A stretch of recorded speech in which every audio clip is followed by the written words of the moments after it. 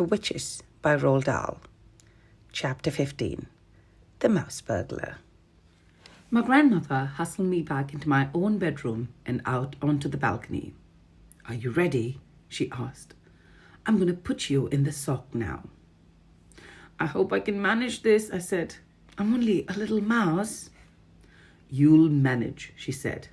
"Good luck, my darling." She popped me into the sock and started lowering me over the balcony. I crouched inside the sock and held my breath. Through the stitches, I could see out quite clearly. Miles below me, the children playing on the beach were the size of beetles. The sock started swinging in the breeze. I looked up and saw my grandmother's head sticking out over the railings of the balcony above. "You're nearly there," she called out. "Here we go. Gently does it. You're down." I felt a slight bump. "In you go," my grandmother was shouting. "Hurry, hurry, hurry! Search the room!" I jumped out of the sock and ran into the Grand High Witch's bedroom. There was the same musty smell about the place that I had noticed in the ballroom. It was the stench of witches. It reminded me of the smell inside the men's public lavatory at our local railway station. As far as I could see, the room was tidy enough. There was no sign anywhere that it had been inhabited by anyone but an ordinary person. But then there wouldn't be, would there? No witch would be stupid enough to leave anything suspicious lying around for the hotel maid to see. Suddenly, I saw a frog jumping across the carpet and disappearing under the bed. I jumped myself. "Hurry up!" came my grandmother's voice from somewhere high up outside. "Grab the stuff and get out!" I started skittering around and trying to search the room. This wasn't so easy. I couldn't, for example, open any of the drawers. I wouldn't open the doors of the big wardrobe either. I stopped skittering about. I sat in the middle of the floor and had a think. If the Grand High Witch wanted to hide something top secret, where would she put it? Certainly not in any ordinary drawer. Not in the wardrobe either. It was just too obvious. I jumped up on the bed to get a better view of the room. "Hey," I thought, "what about under the mattress?" Very carefully, I lowered myself over the edge of the bed and wormed my way underneath the mattress. I had to push forward hard to make any headway, but I kept at it. I couldn't see a thing. I was scrabbling about under the mattress when my head suddenly bumped against something hard inside the mattress above. I reached up and felt it with my paw. Could it be a little bottle? It was a little bottle. I could trace the shape of it through the cloth of the mattress, and right alongside it, I felt another hard lump, and another, and another. The Grand High Witch must have slit open the mattress and put all the bottles inside and then sewn it up again. I began tearing away frantically at the mattress cloth above the head with my teeth. My front teeth were extremely sharp, and it didn't take me long to make a small hole. I climbed into the hole, grabbed a bottle by the neck. I pushed it down through the hole in the mattress and climbed out after it. Walking backwards and dragging the bottle behind me, I managed to reach the edge of the mattress. I rolled the bottle off the bed onto the carpet. It bounced but didn't break. I jumped down off the bed. I examined the little bottle. It was identical to the one the Grand High Witch had in the ballroom. There was a label on it. Formula 86, it said. Delayed Action Mouse Maker. Then it said, "This bottle contains 500 doses. Eureka!" I felt tremendously pleased with myself. 3 frogs came hopping up from under the bed. They crouched on the carpet, staring at me with large black eyes. I stared back at them. Those huge eyes were the saddest things I'd ever seen.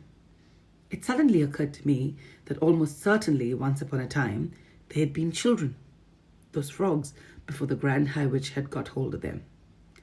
I stood there clutching the bottle and staring at the frogs. "Who are you?" I asked them.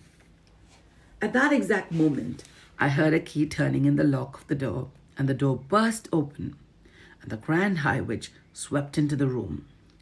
The frogs jumped underneath the bed again in one quick hop. I darted after them, still clutching the bottle, and I ran back against the wall and squeezed in behind one of the bedposts. I heard feet walking on the carpet. I peeped around the bedpost. The 3 frogs were clustered together under the middle of the bed. Frogs cannot hide like mice. They cannot run like mice either.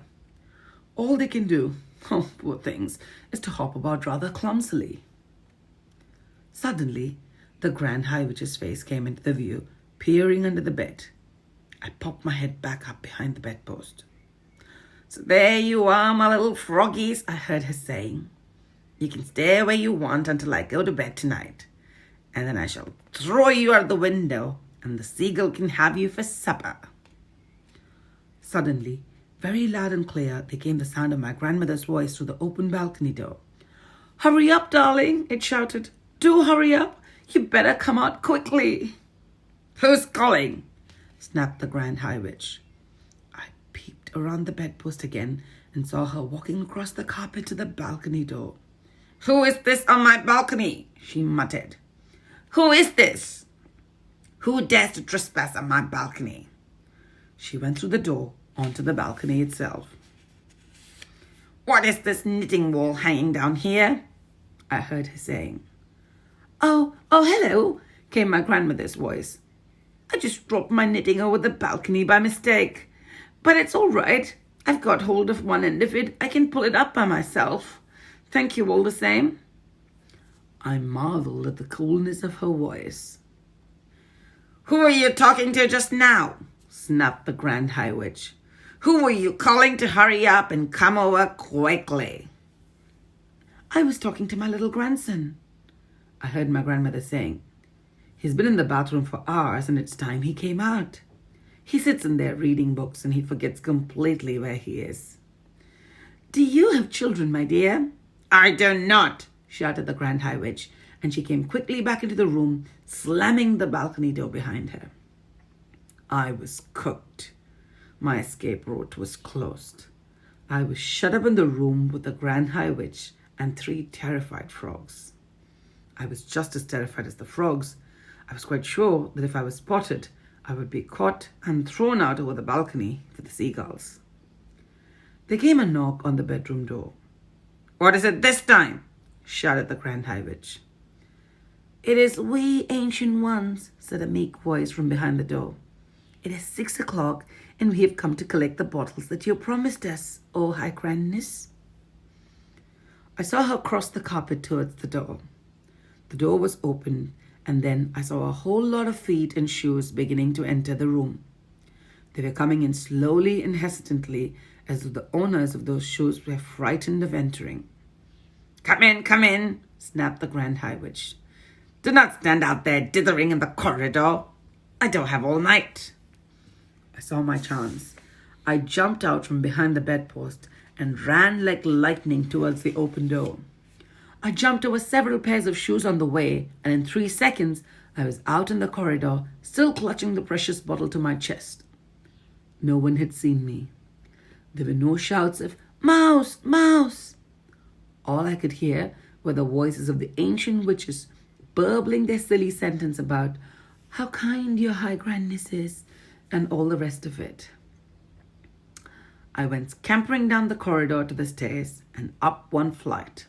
I went to the 5th floor and then along the corridor again until I came to the door. Thank goodness there was no one in sight. Using the bottom of the little bottle, I began tapping on the door. Tap, tap, tap, I went. Tap, tap, tap. Tap, tap, tap. Would my grandmother hear me? I thought that she must.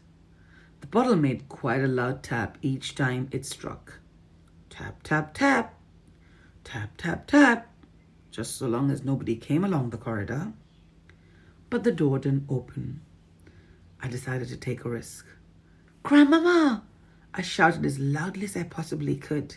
"Grandmama, it's me! Let me in!" I heard her feet come across the carpet and the door opened.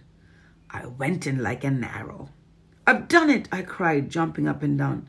"I've got it, Grandmama! Look, here it is! I've got a whole bottle of it!" She closed the door. She bent down and picked me and hugged me. "Oh, my darling," she cried. "Thank heavens you're safe." She took the little bottle from me and read the label aloud. Formula 86, Delayed Action Mouse Maker. She read, "This bottle contains 500 doses. Oh, you brilliant darling boy. You're a wonder. You're a marvel. How on earth did you get out of her room?" "I nipped out when the ancient witches were coming in," I told her. "It was all a bit hairy, Grandmama. I wouldn't want to do it again." "I saw her too," my grandmother said. "I know you did, Grandmama. I heard you talk to each other. Didn't you think she was absolutely foul?" "She's a murderer," said my grandmother. "She's the most evil woman in the entire world." "Did you see her mask?" I asked. "It's amazing," my grandmother said. "It looks just like a real face." Even though I knew it was a mask, I still couldn't tell. "Oh, my darling," she cried, giving me a hug. "I thought I'd never see you again. I'm so happy you got away."